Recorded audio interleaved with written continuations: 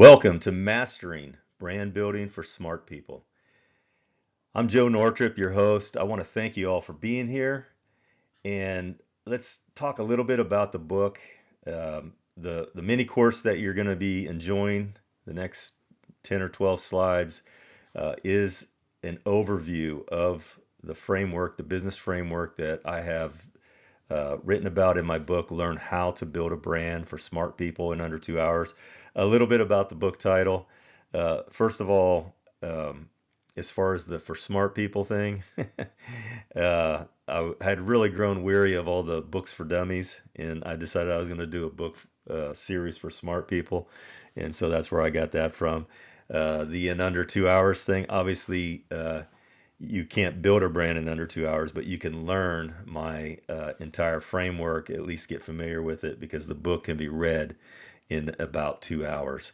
So those were just two metrics that I wanted to make sure I met on my book when I was writing it. I wanted it to be something that could be easily consumed, but the book itself is really a playbook. It is a workbook.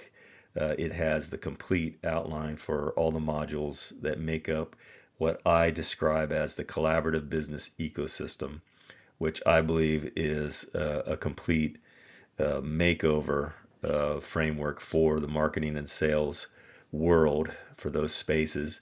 And I believe that if you apply the collaborative business ecosystem to your own business, your own brand, you will definitely crush it in today's digital economy because it is fashioned after those in the digital economy today who are doing just that.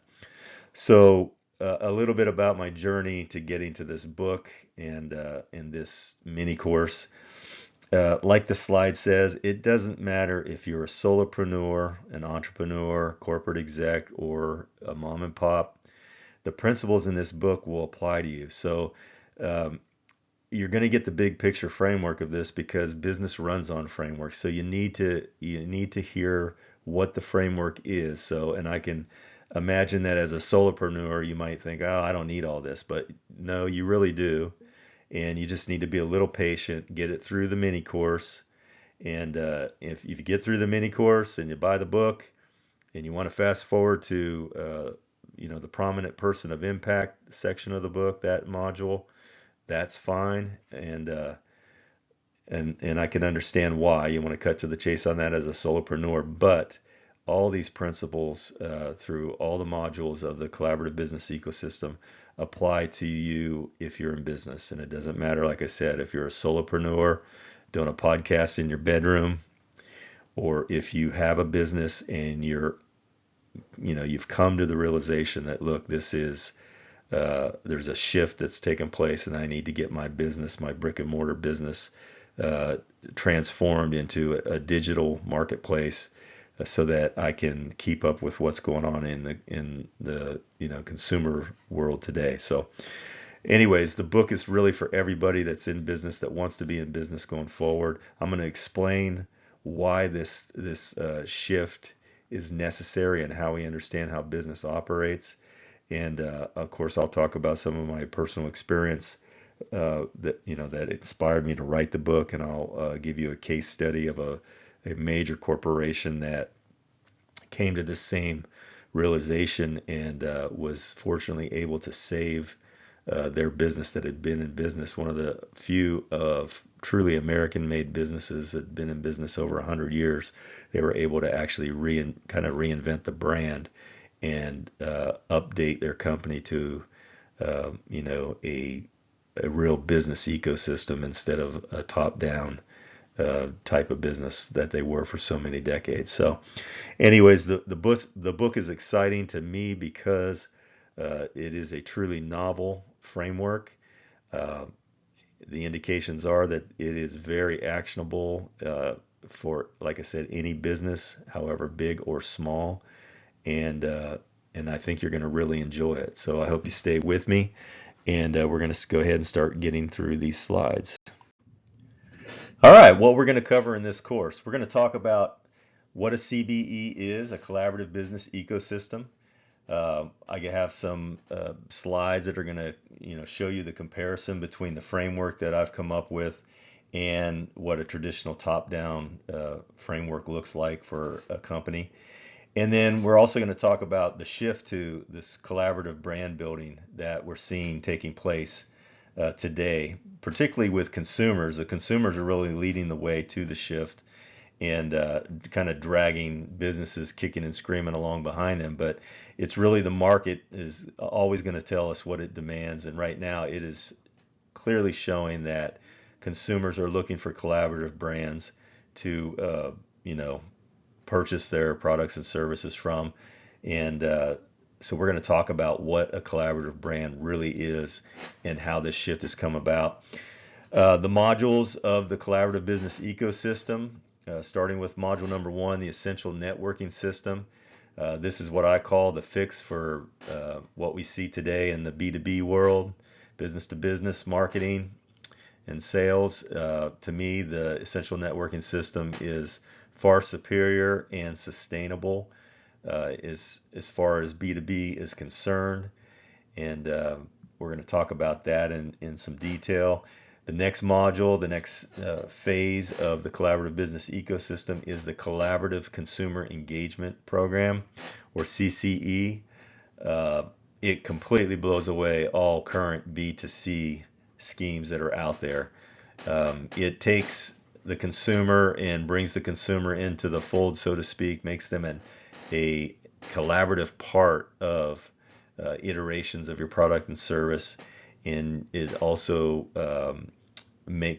helps you build feedback loops to where the consumer is really the one who is informing decisions made on how you iterate your product or service. That way, always getting closer to the bullseye of your target through customer feedback. And then we're going to talk about module number 3, the Prominent Person of Impact, or PPI. This is a new marketing and sales role. I'm very excited about this role. I think it is very innovative. I haven't seen anything like it in particular, and I believe it stands poised to revolutionize the business world and brand building. And then we'll discuss the next steps on how to integrate all these different modules of the collaborative business ecosystem, how to bring ENS, CCE, and the PPI role all together to transform your business if you currently have a business, and turn it into a collaborative powerhouse. And if you're a solopreneur aspiring to be that, it's going to show you how to begin to build a sustainable, evergreen, personal brand online, where you can actually build a real business that you can, make a living from and grow as you grow. So let's go ahead and go on to the next slide. Did you feel that? The whole earth shook. Did you feel that? Yes, that was the earth shaking beneath your feet. A little dramatic, I know. But if you have ever lived anywhere where earthquakes occur, and I have felt what that feels like, you know what I'm talking about. When the world shakes, and to the point where it literally shakes your insides, it's quite jarring. And unbeknownst to a lot of folks that are in business today, that is exactly what has happened in the business world, particularly with the consumer side of business world, which really should be the most important side to anyone in business. Consumers are what make the world go around. So a massive shift has taken place from traditional, outdated marketing to what I call collaborative business ecosystems and brand building. And this is, like I said, we have to talk about the big picture, and this is big picture stuff. But what triggered this shift, this change in consumers? Well, several factors have really brought this about. It all began obviously with the advent of the computer and the internet, and then digital devices came along.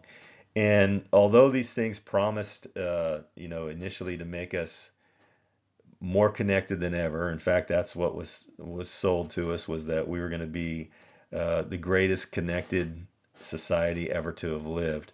We know now, after 10, 15 years of having these devices and access to the internet and social media, that the opposite is really proven to be true. Folks have become more isolated than ever. rather than having personal interaction with real people, and of course developing all those skills that are required to, interact in a positive way with other people. Uh, Folks have become more isolated. They stand around scrolling reels a lot of times, and although they're seeing more in different and varied people than they would ever have seen without the device, they're not actually interacting with them in a meaningful way. So people have become more isolated, and what has happened with consumers is that they started to crave, authentic connection, and that has manifested itself with the way they buy, and they started to seek out um, really a lot of solopreneurs and entrepreneurs that were online that were not siloed off like large corporate entities are, who just ram ads down the consumer's throat, telling them that they need to buy this because it's what they have to have, and instead of engaging with them and having feedback loops. So they started to migrate towards these brands, these um, independent brands that were being engaged with their consumers, were building communities around their brands online and on social media. And this started to show up as a rather large emerging trend. And of course, some people responded to that, and even corporate America responded to that. The corporate world responded, but the problem was is that their traditional top-down marketing and sales, even though it was dying, they just you know started adding digital ads to the same framework, the same top-down framework. And we see today that the digital ads, are not the answer uh, for today's consumer. They want more than just digital ads that are still served top down, crammed down their throat, that are intrusive, invasive, do not engage the consumer in any meaningful way, and do not require any feedback from the consumer. So, successful brand building, it requires a business framework to operate on, and that's what I have devised in my book. And you have to be able to formulate actionable and repeatable steps, and that does require a framework. So the framework that I've come up with is called a collaborative business ecosystem. And this is really the biggest shift that needs to occur for you, is in your mind, your mindset around how business is supposed to work, because the way it's been run for many, many decades is dying. And if you sniff really hard, you can start to smell the rotten corpse. But we need to start thinking in terms of these business ecosystems where we are collaborating in a meaningful way, engaging the consumer, building feedback loops, and really emulating what is being done with solopreneurs, like some of these, literally teenagers in their bedrooms with a mic and a laptop, who are, scaling 6 and 7 figures by building these engaged brands and communities around their brand. And as a result, are experiencing brand advocacy, brand loyalty, and a lot of success. So this paradigm shift needs to be understood, um, like I said, by anybody that's in business, whether you're a solopreneur or if you run a business, that grosses revenue in the millions every year. If you want to continue to scale your business and not start seeing declines in your ROI, you need to adopt a brand building system that's built on a collaborative business ecosystem framework. So that's what we're going to dive into here. So in this slide, you can see what a collaborative business ecosystem looks like. Like it brings out here, a CBE is a place where businesses, partners, and consumers reside together. And this is a huge shift from the traditional top-down business model. And as we look at this Venn diagram a little closer, you can see you have the large hoop, which represents the CBE, And then on the lower left quadrant, you have what I call the Essential Networking System, or ENS. ENS, as I said earlier, is my answer to B2B and in all the schemes that are used today in the top-down traditional model. It's, in my opinion, far superior in that ENS does a couple things. It roots out silos in your business. In other words, isolation is a big problem in business today because of our digital devices and the internet and the nature of the top-down framework. Uh, Different departments tend to isolate themselves. A lot of times they're having to meet erroneous KPIs that are targeted just at their performance. And if those KPIs don't align with other departments, then misalignments happen. And essentially, what happens in today's B2B is that you just don't have internal alignment. And without internal alignment, you're not optimized for external alignment. In other words, you're not optimized to be able to identify, uh, you know, who would be an ideal strategic partner as another business. Anyways, the essential networking system is, we're going to get into that on that slide in some more detail, but it's a great system. It uh, eliminates silos. It helps you align internally, and then as a result of that, it makes external alignment with other businesses, complementary businesses in your industry, very, very easy. And there's a lot of incentive to do so, which we're going to get to. Then in the lower right quadrant, you see what I call the Collaborative Consumer Engagement, or CCE. This program, to me, it just knocks all the B2C schemes that are out there today. It just knocks them out of the park, and really just is so superior to how those different schemes interact with consumers, which you're going to see very clearly on our next slide when we see the side-to-side comparison of the two frameworks. But anyways, CCE is just like it sounds. It teaches you how to collaborate with the consumer, how to engage the consumer, build feedback loops, create educational content that informs the consumer, empowers the consumer, and then think about, what is the best feedback that you can get? What is the best direction you can get for getting closer to the bullseye as far as how your product or service hits the mark with consumers? Well, getting it straight from the consumer is absolutely, you can't put a price tag on that. And yet, with the traditional top-down business model framework,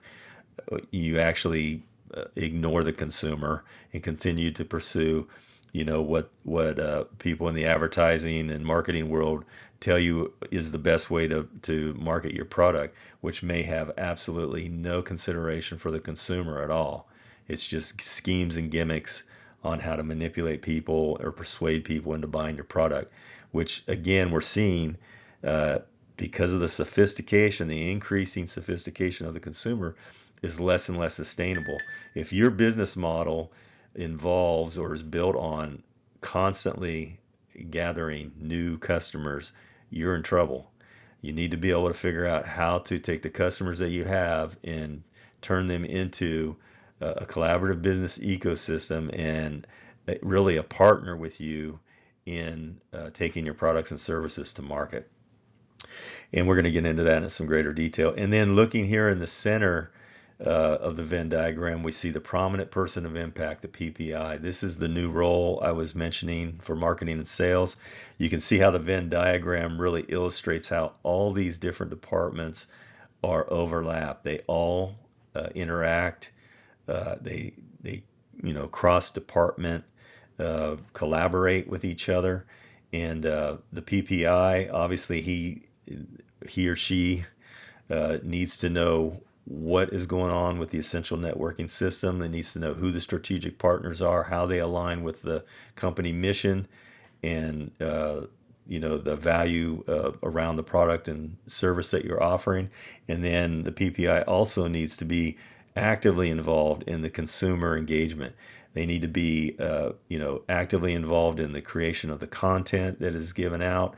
They're front facing when it comes to speaking to the public and interacting with the public as the brand advocate and the face of the brand. And these three things combined create the collaborative business ecosystem and allows businesses to emulate what the solopreneurs are accomplishing with their brands and really just outperforming. The solopreneurs are outperforming major corporations. It's of course it's a ratio thing as far as the size comparison, but if you scale them up, their performance up to the size of a corporation, they are doing 10x, 50x what some of these corporations are doing for literally pennies on the dollar as far as resources needed to do so.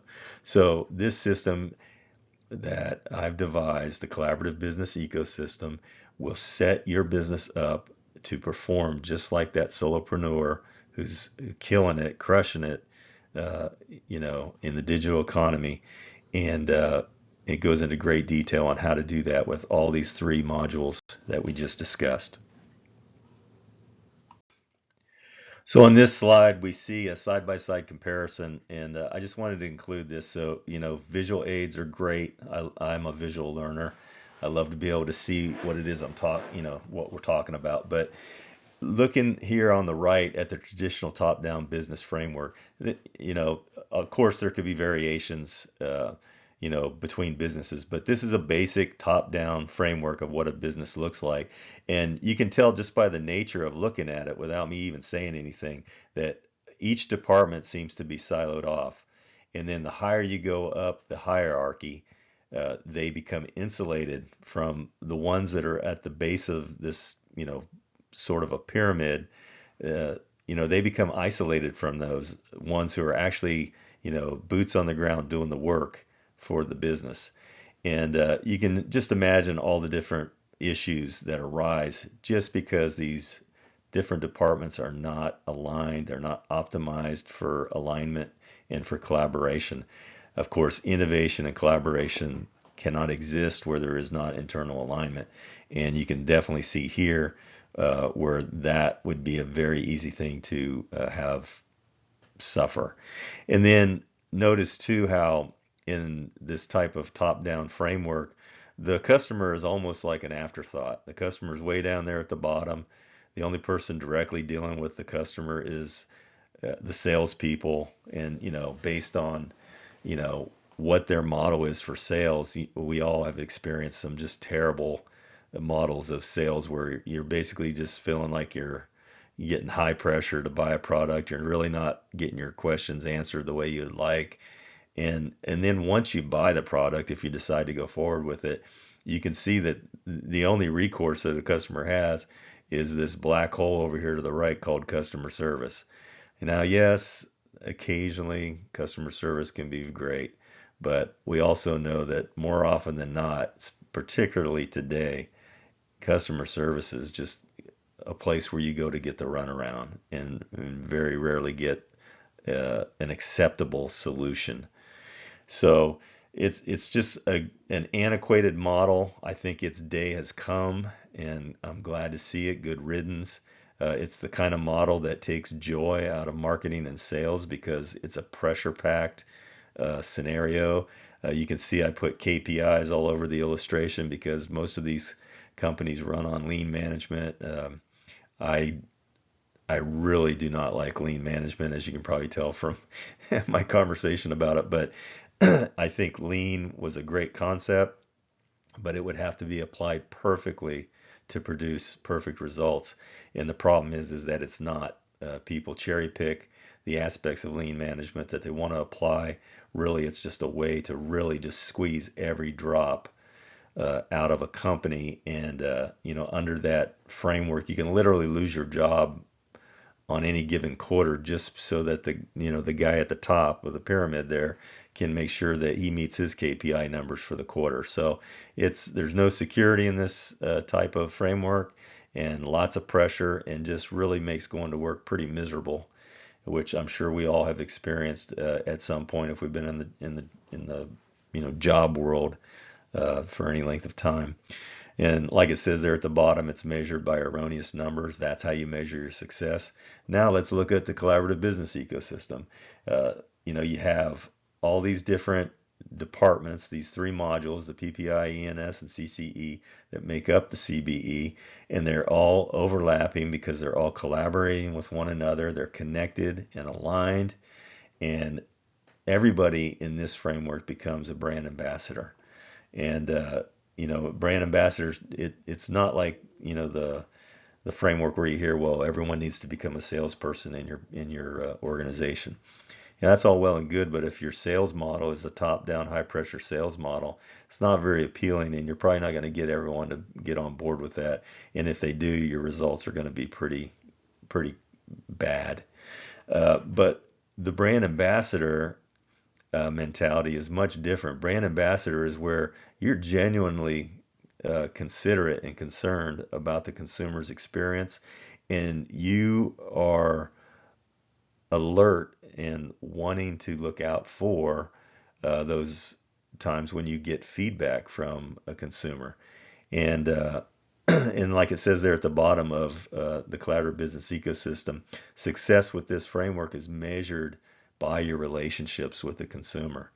And that is a far cry from a self-serving top-down traditional model where you're just measured by the bottom dollar and what the bottom line is every quarter, and pressured to get there no matter what at all costs, uh, with little consideration for the customer. But then when you're measuring your success by how well you're relating with the consumer, that's a totally different approach to business, and it really puts the joy back into marketing and sales in business.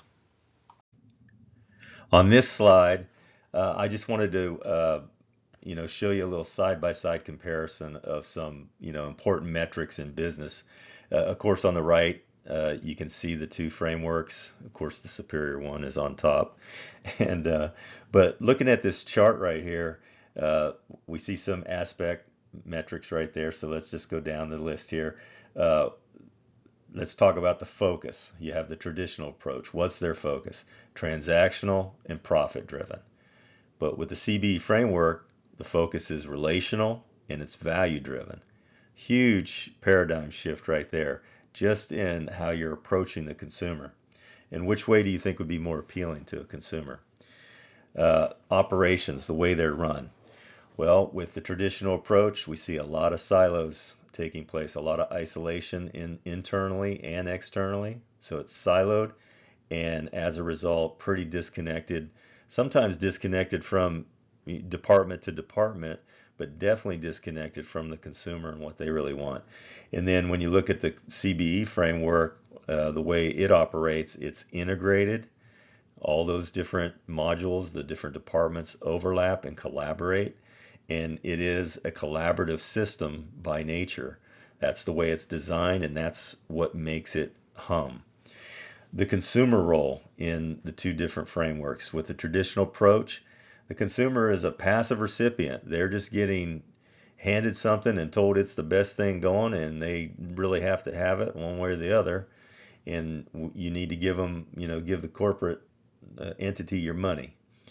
But with the CBE framework, the collaborator, or I'm sorry, the consumer is an active collaborator. So through feedback, the use of feedback loops, and engaging the consumer with creative content, they become an active participant and collaborator in your iterations of your product and service. So that, like I said in prior slides, the point is always wanting to make iterations of your product or service over time that get you closer to the bullseye so that you can hit a home run. The best and quickest way to do that is to actually open your ears and listen to the consumer. They will tell you exactly what they want. Marketing style, top down and persuasive, is the traditional approach. You literally, in many cases, manipulating the consumer into buying their product. But with the CBE framework, it's you want to educate the consumer and empower them, and that will draw them into your brand. They will become loyal brand advocates. You will develop trust, and you will position yourself in the market as authentic and legit. Partnership dynamics. In the traditional approach, it's all about competition, last man standing, winner takes all, it's adversarial. But with the CBE framework, it's all about collaboration and being synergistic. I know that synergy is maybe an overused term, but with the CBE framework, it literally takes place. You have the internal and external alignment that takes place, and then the collaboration, which is cross collaboration, really in three different directions. So you're really covering all your bases, being very thorough, and including the consumer in that equation. And then organizational culture. The top down is rigid. There's a hierarchy that's not very fun to ascend. Uh, Everyone is insulated from the tier below them, so it's just not a real fun way of going about conducting business. Whereas the CB framework, literally, it's inclusive and it's very agile because of it, because of the cross collaboration. It's very easy to be very responsive to the market, and especially because you're including the consumer in your feedback loops, and you're taking that consumer feedback on board. You're onboarding it all the time. You're going to be able to make adjustments to the market much quicker than this rigid, top-down model that really doesn't even communicate well amongst itself, let alone with the consumer. And obviously, they can't be very agile and can't adjust to the market demand very fast. It takes a long time to turn those traditional top-down ships around, where you might say that the CB framework is like a catamaran. It can turn on a dime, and in the top-down traditional model is like this huge, tanker ship that takes 3 miles to turn around. No comparison whatsoever. And the value creation with the top-down traditional model, it's always short term because it's just about the immediate results, and it's always company centric. Like I said, look at where the customer falls in the hierarchy, all the way at the bottom of the pyramid, and really isolated out there on an island with really no feedback and little to do if they're not happy with the outcome of their purchase. With the CB framework, we want the consumer to be in our ecosystem as a member of our ecosystem for a long time. This is how you scale over long periods of time. This is how your business survives the ups and downs, the what can be the rough seas of business and finance. This is how you survive those, because you're building in brand advocacy, trust, and loyalty on a whole new level that the top-down model could never dream about accomplishing. So there's a side-by-side comparison very quickly, but you can see just in these few metrics, it's night and day. All right, so let's get into these three modules of the collaborative business ecosystem, starting with the essential networking system, ENS. ENS deletes internal silos and facilitates internal and external alignment. So I've already touched on this a little bit with you, but what ENS does is the very first step in the program, and if you were looking at it in the book, it would discuss how to go about aligning your team internally, how to break down silos that are in your organization. One of those ways of doing that is mentioned here with the sync up meetings. And the sync up meetings, they should include at a minimum your marketing and sales department and your customer success teams. But at times it could include literally everybody, product development, your production and distribution departments. All these different departments need to be aligned, And as you can see, with the Venn diagram of the collaborative business ecosystem, the whole system depends upon cross collaboration and alignment with all departments. It's really important to for all departments to know what other departments are doing. For example, if you had, the logistics and sales department, setting goals for, moving product and selling a certain amount of, product in a month's time, but none of that is communicated to production, then there could be a little problem there, a little disconnect, right?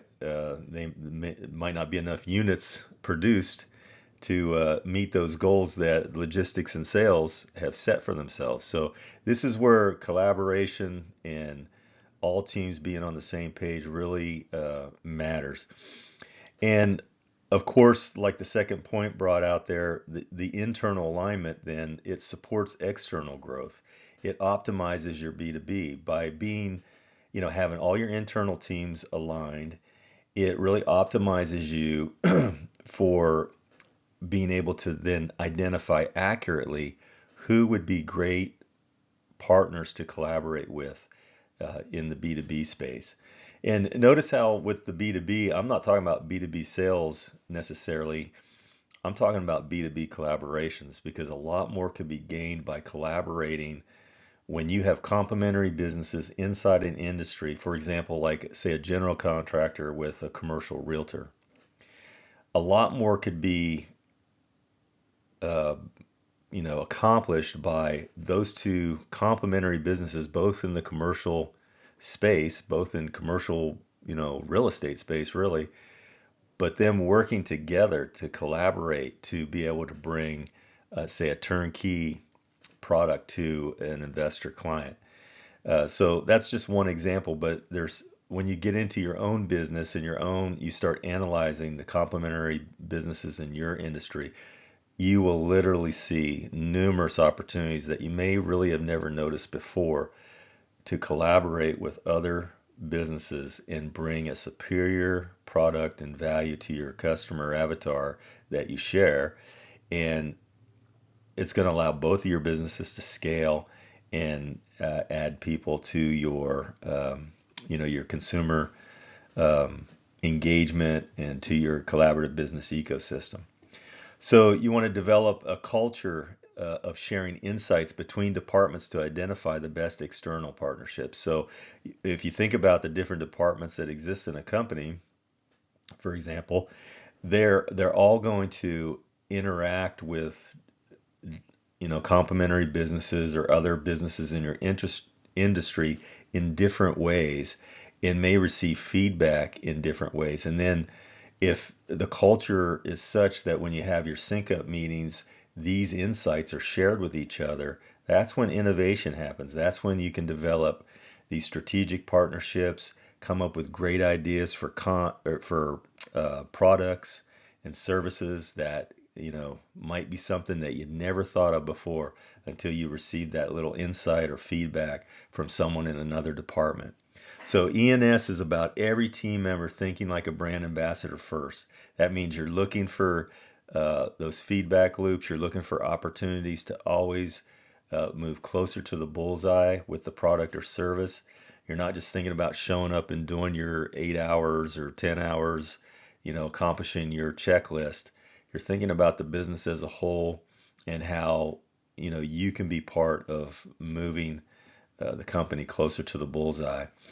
Uh, Again, solopreneurs out there, if you're listening to this, these principles, even though this is super big picture here, and this is really, it sounds like it applies just to businesses, but this is really all these principles apply to you. Even as a solopreneur, you can look for opportunities to collaborate with complementary businesses in the industry or niche that you find yourself working in.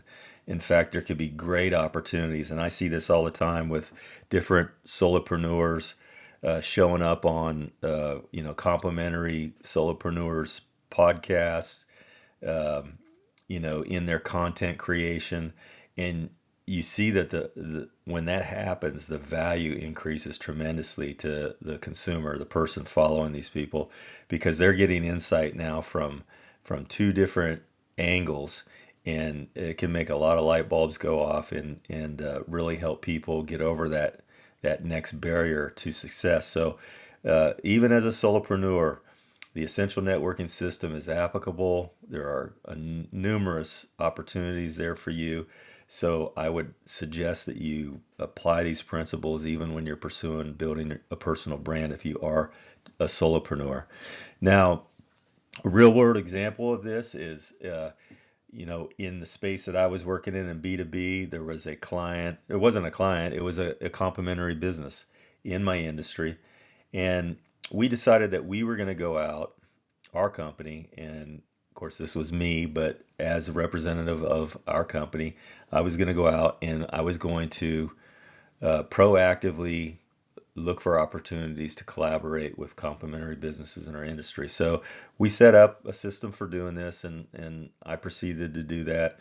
And the book talks about the level of resistance that I got from businesses that should have been happy that I was showing up and saying, "Hey, what can we do together to create value and increase market share?" But instead, I got a lot of resistance and head scratching, like they didn't know why I was there. Really didn't have the time of day for me. But eventually, we persisted, and eventually I, got my point across to an individual who worked in a complementary industry or business in our industry. And sure enough, as it oftentimes works out, right after I made that effort with this person and was able to actually get an audience and have a 5-minute conversation, they get an opportunity. And the opportunity was such that they needed our services. So we received a call like the next day.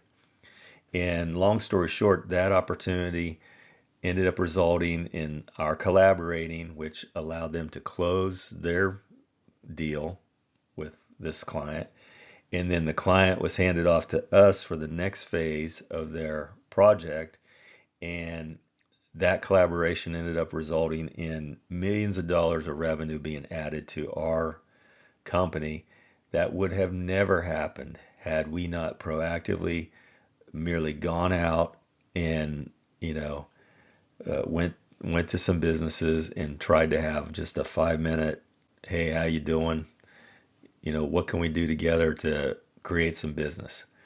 Literally that simple of a conversation. So it's not rocket science. It's literally just making an effort to collaborate.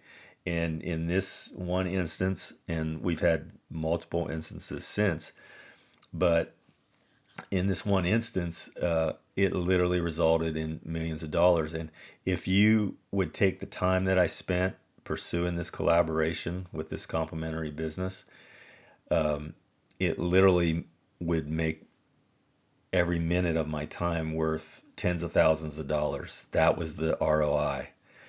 So this is the kind of stuff that can be accomplished with the collaborative business ecosystem. Uh, Untold opportunities await out there, and they're really just sitting there waiting for us to pick them. They're like low-hanging fruit. And I think of all the opportunities in the course of a year that get missed because somebody just doesn't think that hey, I might not be able to solve this client's needs completely by myself, but rather than letting them walk, let me call up so and so and see if by adding their ability, their resources to the equation, if we can't solve this customer's, pain point and provide a solution that results in, opportunity and ultimately revenue for both of us. So a lot of opportunity out there is not being tapped into.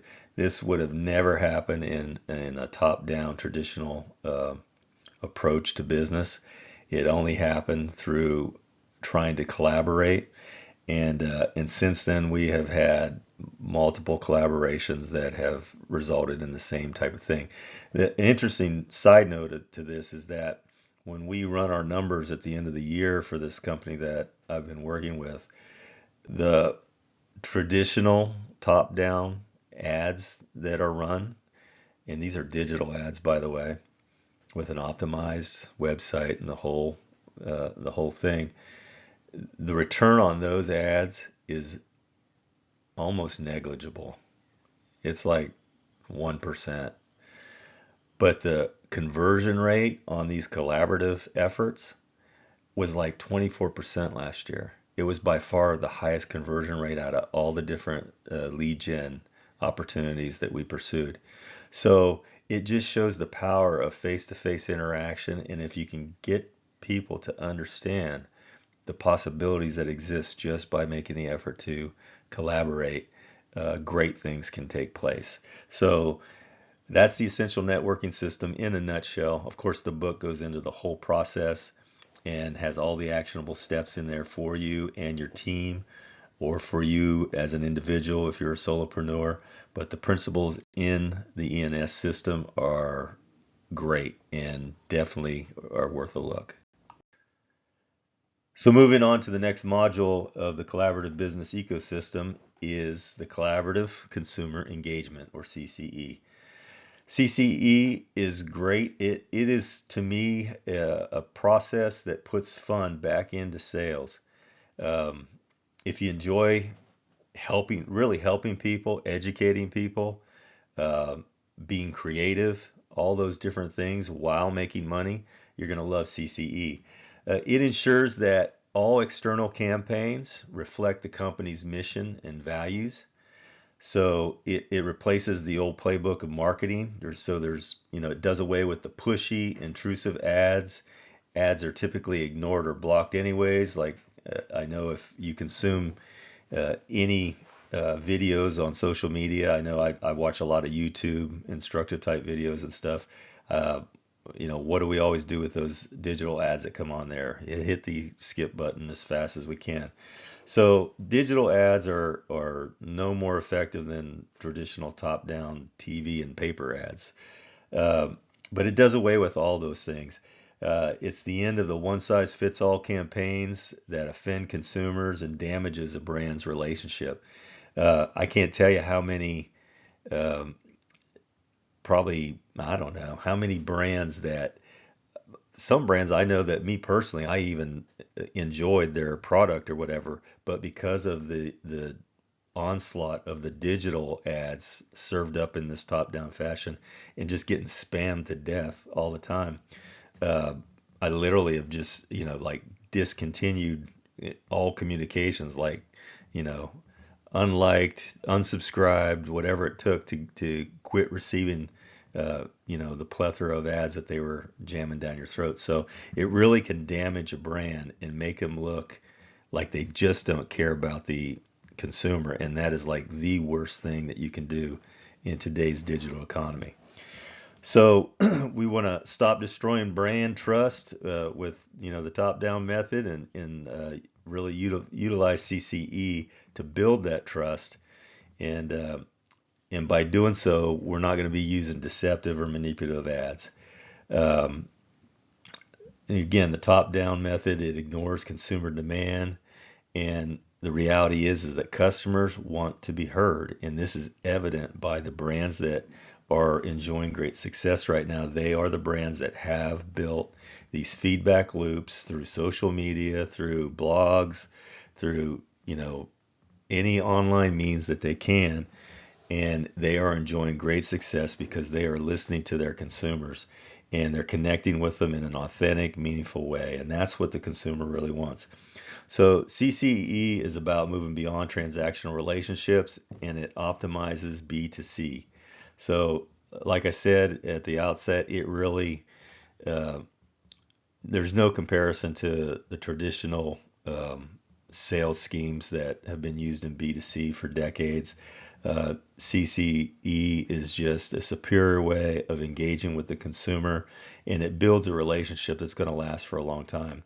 It's about treating your customers as partners in the process, which we've already talked about, of course, and it educates and informs customers so that they can make better choices. And that's really why consumers are drawn to these educational type videos that brands put out, that they don't, some of them don't even have call to actions on them necessarily, They're just there to educate the consumer, so because they know they're confident in their product or service, that once they educate them into the value of their product or service, or how it can be used, that the customer likely is going to do business with them. And then the consumer is invited to give their input and help build solutions. So as we've touched on already, and I'll reiterate, the quickest way to hit a bullseye is to adjust, your aim based on feedback loops from consumers. They will tell you very succinctly what they're looking for and how your product or service could be improved to really hit the sweet spot, so to speak. So there's really four pillars to consumer or collaborative consumer engagement that CCE stands on, and that is, first, you audit. So you really need to know where you stand with your customer base. So that can be done in a number of ways, but primarily it's to build up feedback loops so that you can start hearing real-time feedback from consumers and then listening to that feedback. And then you want to educate by developing creative educational content that uh, is going to bring value to the consumer. It builds trust by doing that, and you're sharing valuable knowledge that, uh, you know, when they become educated in whatever niche it is that you're in, then and you're the one that provided that information and empowered them, that builds trust. It builds brand loyalty and builds brand advocacy, which is very hard to come by nowadays. So you want to engage. That's the third pillar, to actively involve customers in the decision making. So, again, you're listening to the feedback, and then you're making that feedback actionable when, you aggregate enough of the same feedback where it's indicating that an iteration, a change is needed. Through that engagement, that pillar of engagement, you're going to go ahead and act on that and improve your product or service. And then, like it says here, iterate, which is what we just talked about, how you want to audit, educate, engage, and then iterate. Listen to the consumer and don't be lazy. Make those improvements. And it's eventually, if you continue to iterate and make those adjustments based on consumer feedback and input, eventually you're just going to be in the bullseye. And that's where you can just scale wildly beyond what you ever thought possible. And that really is the secret sauce. Um, I think gone are the days of top-down marketing and sales where, the whole industries were built out of, people who would, consult and advise brands on how to, run marketing and ad campaigns. Of course, all these were run with, the persuasion type of method of operation, and obviously not built on engagement of the consumer. And of course, I think those days are dying and are on their way out because, again, who knows better what the consumer wants? Somebody sitting in the corner office in a high rise, or somebody who's actually buying the product or service and is in a community, part of an online community around whatever that need is, that pain point is, and they know exactly what the solution is that they would like to see. Obviously, that's superior feedback and a superior way to aim your product or service. So, anyways, collaborative consumer engagement, CCE. There's a lot there. The book goes into great detail on the whole process of beginning to engage consumers, how to build the feedback loops that we're talking about, how to select what social media, blog spots or whatever is I guess the appropriate way for you to build those feedback loops. But it talks about all that, how that can be done, and uh, and then how to measure the success of those things so that you can continually adjust and get those feedback loops dialed in to where it's working for you. So that's collaborative consumer engagement in a nutshell. And again, if you're a solopreneur, we're getting closer to that PPI as we go around the Venn diagram. And just like with ENS, the CCE, definitely those principles apply to you. And in the book, when you read about how to engage and the kind of content to create, you'll see that um, that is actually the case, that it really does apply to you even as a solopreneur.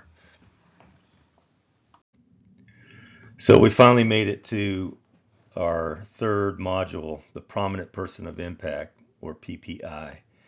Uh, this is, like I said, a role that I have invented as part of the CBE program, and I'm very excited about it because I think it can really help a traditional type business emulate what the successful solopreneurs are accomplishing online and on social media. So let's get into this. The PPI turns the traditional marketing and sales hierarchy on its head. The traditional roles are segmented, such as marketing managers, sales leads, and campaign strategists. These roles work in isolation, often leading to misalignment. So even even the departments that share kind of like the common goal, marketing and sales, because they're so segmented in many companies, they can be misaligned and not working towards the same goal. So these roles work in isolation, often leading to misalignment, like we just mentioned there, and it fosters a redundancy of effort and failure to achieve a mutual outcome. And that's probably one of the biggest things that I have witnessed myself, is that there's a lot of redundancy in traditional top-down business frameworks where you have multiple departments, touching a piece of the same, uh, you know, effort or whatever you want to call it, and no one ever really getting it done completely. Everyone's doing a little piece, and no one's really accomplishing much. And then when they do, complete the task, it's usually just, not great results. So anyways, the redundancy, the segmentation is terrible. CBE requires a fundamentally different approach, especially with the implementation of CCE. The way you're going to engage with the consumer and collaborate with them, it requires a fundamentally different approach than the top-down form of marketing and sales. And so this evolution of processes creates the opportunity for companies to emulate the success of solopreneurs, which I mentioned. This position is innovative in that I really believe it can allow a company that has staff to have an individual that helps them engage with the consumer just like a solopreneur would, and build a community and a brand around that. So central to reproducing a similar outcome is the introduction of the PPI, the prominent person of impact. The PPI can replace traditional positions with a singular dynamic individual. Now that might scare some people because it does bring into question some traditional roles in companies in marketing and sales. But this individual, in the book explains the job description in great detail, the role and what all it entails, but really in a very efficient and even more enjoyable way, that one individual can fulfill the obligation of multiple uh, roles in the marketing and sales space. So it in from that perspective, it's a great money saver, particularly for a small company that's, you want to play big, but if you can stay lean and agile by utilizing one person to fulfill, what would be traditionally two or three roles, that's great. And and then the last point there, solopreneurs, you are the PPI. So this is what I talked about at the very beginning of the slideshow. Solopreneurs, if you get the book, you may want to jump right ahead to the PPI module because you're going to act more like the solo or the prominent person of impact would in your building your brand, your personal brand, and being a solopreneur. However, again, as I've said multiple times, ENS and CCE are both very powerful modules, and the principles embodied by both of those will help you grow your business and be very successful in addition to the PPI role. So like it brings out there, consumer expectations have shifted towards transparency, authenticity, and collaboration, and PPI meets those consumer demands. And that's really key. This is what consumers want, and they're showing this by where they're spending their dollars. They're spending their dollars with brands who are engaged, who are authentic, who communicate, who have feedback loops, and really meet the consumer on their terms. So the PPI acts as the public face of the brand.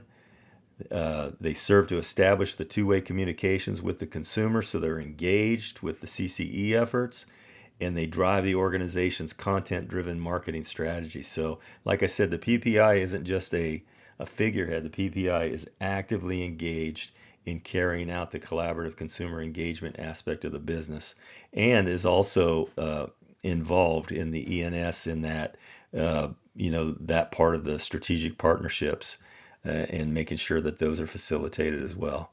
So it's a great role. If you want to read all about it and see how you can build your own PPI for your company, for your business, definitely get the book because it lays it all out for you. So some of the core principles of the PPI, not just a charismatic character, strategic position aligned with the CBE principles, it's collaboration over transaction, education as engagement, authenticity, reliability, flexibility, and continuity. And this position can be transitioned, like if the PPI can be transitioned out of the position if and when it's needed. So just because you're going to be building a lot around this person, you're not going to be held captive. The business won't be held captive by this person with them being over leveraged because of this position. If circumstances indicate it and the book goes into this, you can transition them out of that PPI position, and you can develop your replacement PPI in the same authentic and transparent way. So it's a great role. It's a great position. I'm excited about it, and I hope you get the book and you read all about it and try to institute that in your business model. So that is the PPI. So I just wanted to share this case study with you all before we wrap this thing up.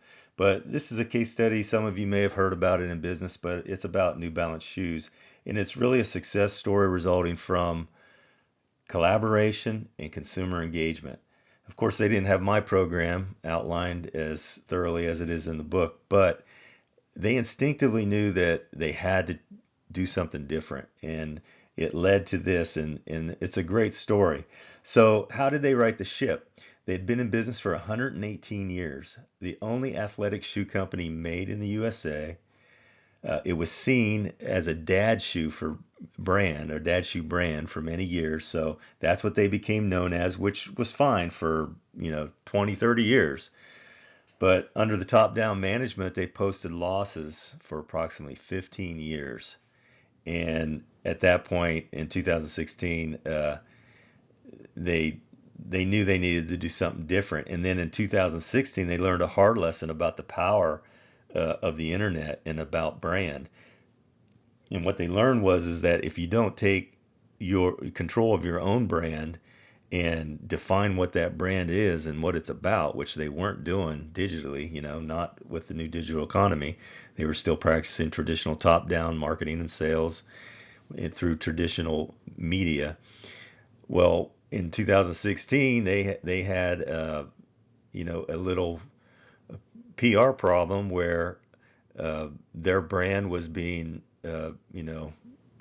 negatively talked about on the internet, and because they didn't have a presence there and weren't engaged with people, they weren't prepared for it, and it damaged their business seriously, and really threatened to fold them up as a company. So in 2017, they committed to making a change and to begin focusing on building their brand's image. And this took the form uh, of collaboration teams. They formed teams specifically under the terminology of collaboration teams so that they could collaborate on ways to engage with the consumer and to shape the brand in a way that would be appreciated by the consumer. So they developed what did they develop first? They developed feedback loops for consumers through social media. And these worked amazing. The consumers told them exactly what they liked and what they didn't like about the brand and how they perceived the brand, what the public perception was about the brand. Like old men wore these shoes, even though this was one of the best made athletic shoes on the market. But it had that, that, that's how it was perceived by the public. So they partnered with influencers, and guess who? Solopreneurs. So they partnered with these folks who are just crushing it online, and they started to act on customer feedback on style and form and function and develop new lines that attracted the modern digital consumer. They became authentic to the public and built brand loyalty and advocacy through these efforts. And beginning in 2019 and 20, guess what they saw? They saw profit. And by 2023, they had a record sales year. Listen to this, of $6.5 billion. So they turned around a 15 years worth of loss, and in a few short years, by doing exactly what my book outlines, they posted a win of $6.5 billion. They have completely transformed their brand now from dad shoe to a hip and relevant brand, and they did this instinctively. What my book teaches regarding how to build a brand and an ecosystem. So uh, they were doing this without the process being defined, but I have defined this process in my book, and you can emulate this same exact process that they use to achieve great success and to turn a dying brand around to becoming a huge success. Well, I hope you enjoyed this mini course on mastering brand building for smart people. I really appreciate your time and your attention. I hope you found value in this slideshow. I if I didn't believe in my heart that this information and this framework that's in this book could help you, I would not waste my time, and I certainly wouldn't waste yours. So I appreciate your attention. I know that's a commodity, that's hard to come by these days, and I appreciate it. And we're taking this journey together. I'm really been waiting for my book to get complete. It took me about 6 months to get my book knocked out. So I've kind of postponed my own journey a little bit while I was getting that taken care of. So now that it's out, I am ready to start applying everything that I put in the book myself, and I'm excited about it. I look forward to it, and I've already done some of this work, which I've shared with y'all, and it produced amazing results in the form of a lot of revenue for my employer. So I look forward to using this to also build my own personal brand. So I hope you like it. I have more in-depth webinars planned for these modules for ENS, CCE, and PPI. If there's a certain module you'd like me to go, do a deep dive on first in the book, certainly feel free to reach out to me and give me some feedback. You can reach me on LinkedIn for sure. You can copy and paste the link that's in this last slide and find my LinkedIn page and follow me there. And you can message me on LinkedIn if there's a certain module of this book that you'd like me to do a webinar on first. But those are in the works for sure. Also, the podcast. Now that I have all this in place, I am going to start producing the podcast. The podcast is at The Real MBA. That will be where you can find it. And of course, The Real MBA. Real is REEL, which is a play on words, obviously. Kind of shocked me that domain had not been snatched up by a real MBA. But nonetheless, that is my domain, and that's where I'm at. I also have a website where you can read blog posts and find other content there that I produce, and it is www.therealmba.com. And you can find all this information there as well. I will have this embedded there eventually as well, where this can be, if you lose track of it, you can find it again there. So I hope, like I said, I hope you enjoyed this mini course. And if you found this information helpful and you want to learn more, I encourage you to buy the book. Go to Amazon. For 15 bucks, you can literally have this whole framework in writing, um, very clearly defined with actionable steps. You literally could train your team on how to become a brand ambassador and become a collaborative uh, team member instead of just a traditional employee for 15 bucks. So it's worth every dime. I hope you snatch one up and put it to good use. I'd love to hear your feedback. Again, I am not a world-class novelist, so there is a lot of text as well as the program itself and its outline. So if you find my writing, my prose, not the best, feel free to criticize. It doesn't, I don't get my feelers hurt real easy. And so, anyways, I enjoy and appreciate your feedback if it's made with good intention. So, like I said, the program is completely laid out in the book. All you have to do is start implementing the program. I recommend that, if you're already, your company is already structured a particular way, you can literally take each of these modules and take portions of them and start to integrate them into your regular business practice and slowly make that transition from a top-down type company to a collaborative business ecosystem company. And like the book says, it can be read in under 2 hours. I wrote it that way on purpose. So, like I said, it is short and to the point because I didn't want to skimp on the program itself, and the program's all contained there. If you want a copy of the book, you can copy and paste the link right here. That's on this last slide as well. It'll take you right to the Amazon page where you can purchase the book.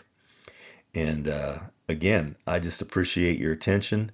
I look forward to bringing you more valuable content. I love making content. I love helping people, and that's my intention. So I hope you look forward to the podcast on YouTube as well.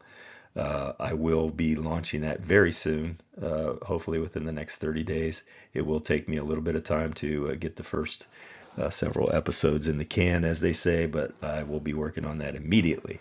So thank you so much again for your attention, and we'll talk soon. And I think we got one slide left. Yeah, we do. And just a big thank you again. Y'all take care, and we'll talk soon.